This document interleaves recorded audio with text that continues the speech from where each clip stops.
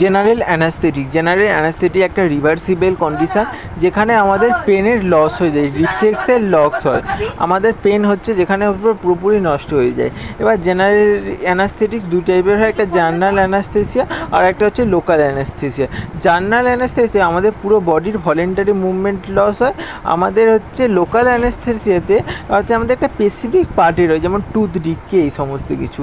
এবার কি minimum এলিভিলিওর concentration আমাদের ইনহেলেশনের মাধ্যমে ইউজ করা যায় একে, মানে কতটা কনসেন্ট্রেশন দরকার তাকে আমাদের এই ইমোবিলিটি প্রডিউস করার জন্য।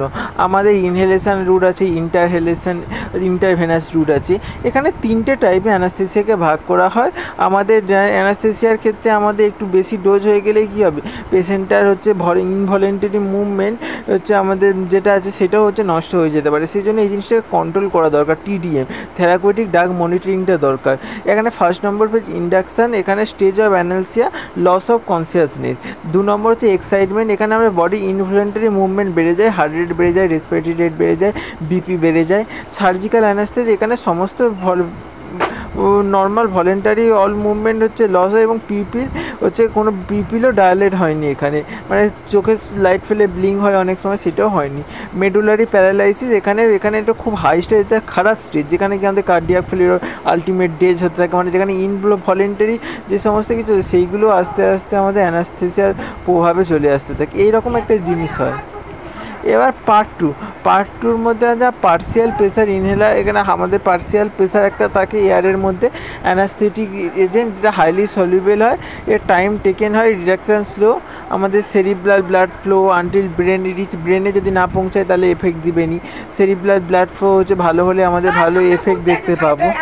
আমাদের মেকানিজম অফ অ্যাকশানের মধ্যে এখানে কোথায় অ্যাক্ট হয়, আমাদের থ্যালামাসে হতে পারে, রাস প্যাথওয়েতে অ্যাক্ট হতে গেলে সিস্টেমে আমাদের আনকনসিয়াসনেস প্রোভাইড করবে। তাছাড়া আমাদের হিপোক্যাম্পাস, লার্নিং, অ্যামাইগাডোলাতে ইমোশনাল হচ্ছে এইসব জায়গায় প্রিফন্ড করছে, অ্যামেনেসিয়া, ফরগেটফুলনেস, মানে সব কিছু ভুলে যাবে, এরকম একটা এফেক্ট দেখা যাবে।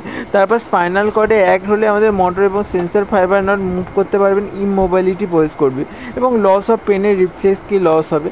এর উপর ভিত্তি করে আমাদের এরকম টাইপের হয়। আমাদের কি আমরা কোথায় চাইবো, আমরা অ্যানালিসিসে লস অফ রিফ্লেক্স চাইবো, আমরা আনকনসিয়াসনেস থাকবো, এই সমস্ত বিভিন্ন কিছু চাই। এর মধ্যে বিভিন্ন রুটের উপরে ভাগ করা আছে। ইনহেলেশনের মধ্যে গ্যাসের ক্ষেত্রে সাইক্লোপ্রোপেন, আমাদের হচ্ছে নাইট্রাস অক্সাইড, জেনন, ভোলাটাইলের মধ্যে হ্যালোথেন, ডেসফোরেন, বারবিচুরেট, কিটামাইড হচ্ছে আমাদের আইভির ক্ষেত্রে। এরকমভাবে আমাদের ভাগ করা হয়। সমস্ত যে কিছু শো করে কনসিয়াসনেস করে।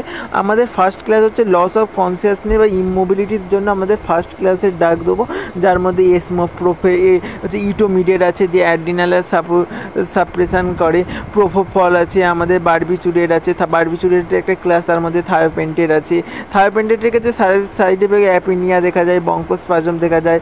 ইটোমিডিয়েটের ক্ষেত্রে সাইড এফেক্ট অ্যাড্রিনাল সাপ্রেশন, হচ্ছে আমাদের প্রোপোফলের ক্ষেত্রে রেসপিরেটরি ডিফিউশন, এই সমস্ত কিছু দেখা যায়। এখানে ফার্স্ট গ্রুপের মধ্যে গাবা এফেক্ট, আমাদের দুই ভাগে কাজ করে, আমাদের জানতে হবে। একটা হচ্ছে এই মেকানিজমের ক্ষেত্রে হয় আমরা গাবা ইনহিবিটরি রিসেপ্টরের অ্যাক্টিভিটি বাড়াতে পারি, কিংবা আমাদের এক্সারসাইজের যে গ্লুটামেট, এসিটাইলকোলিন এদের ডিক্রিজ করতে পারি, নর অ্যাড্রিনালিন এদের।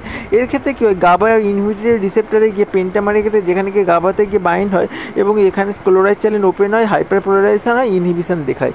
তারপর সেকেন্ডের মধ্যে অ্যানালজেসিয়ার ক্ষেত্রে আইভির ক্ষেত্রে কিটামাইড, আর হচ্ছে ইনহেলার সেখানে সোডিয়াম অক্সাইড, সাইক্লোপ্রোপেন, আমাদের জেনন, এই সমস্ত কিছু দেখা যায়। এই সেকেন্ড ক্লাসের যারা ড্রাগ আছে এরা কি করে, এই সেকেন্ড ক্লাসের যে সমস্ত এদের ক্ষেত্রে আমাদের গ্লুটামেটের রিসেপ্টর অ্যান্টাগনিস্ট, যে NMDA রিসেপ্টর থাকে, NMDA রিসেপ্টর গ্লুটামেট বাইন্ড হলে আমাদের ক্যালসিয়াম রিলিজ হবে এবং ইম্পালসকে ট্রান্সমিশন হবে। আর এই NMDA রিসেপ্টরকে ব্লক করে এই সমস্ত ড্রাগগুলো, এরাও যেমন কিটামাইন, এই সমস্ত কিছু ড্রাগগুলো। তা 3 নম্বরের আছে ইমোবিলি। এর ক্ষেত্রে আমাদের কোনো এক্সাক্ট প্যাথোফিজিওলজি এখনও পর্যন্ত জানা যায়নি। হ্যালোথেন আছে, আইসোফ্লুরেন আছে, আমাদের হচ্ছে সেফ্লুরেন আছে, এনফ্লুরেন আছে। এরা গাবাকেও ইনহিবিট, এরা হচ্ছে আমাদের গাবা ইনহিবিটরেও ফলো করতে পারে। এমডি রিসেপ্টর অ্যান্টাগনিস্ট বা অ্যাড্রিনালিনের antagonist, sodium channel blocker, potassium channel opener.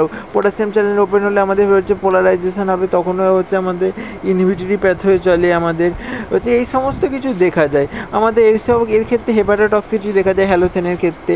তাছাড়াও ডেক্সট্রোমিটোডোমাইন বলে একটা ড্রাগ আছে, এ কী করে, আলফা টু অ্যাগনিস্ট হিসেবে কাজ করে। আলফা টু উপরে থাকে, উপরে বাইন্ড হলে আমাদের কি, আমাদের অ্যাড্রেনাল রিলিজ বন্ধ, অ্যাড্রেনালিন এক্সারসাইটেড নিউরন, এমনভাবে এরকমভাবে একটা কাজ করে।